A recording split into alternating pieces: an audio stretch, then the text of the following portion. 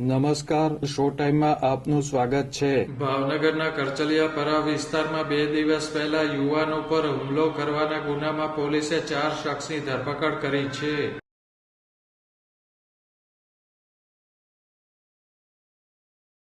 ભાવનગરના કરચલીયાપરા હેઠણફળી વિસ્તારમાં રહેતા વિશાલભાઈ સુરેશભાઈ મકવાણાને 2 દિવસ પહેલા માથાકૂટ થઈ હતી. આ અંગે તેમણે પોલીસમાં અરજી કરી હતી.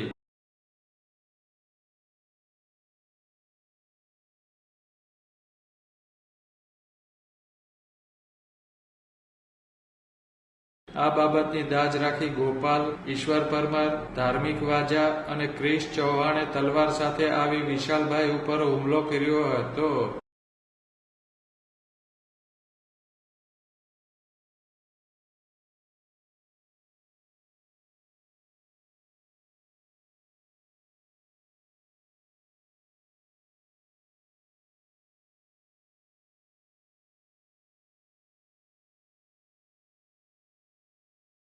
આ બનાવ અંગે ગંગાજળિયા પોલીસે ગુનો નોંધી હુમલો કરનાર 4 શખ્સની ધરપકડ કરી કાયદેસર કાર્યવાહી હાથ ધરી છે.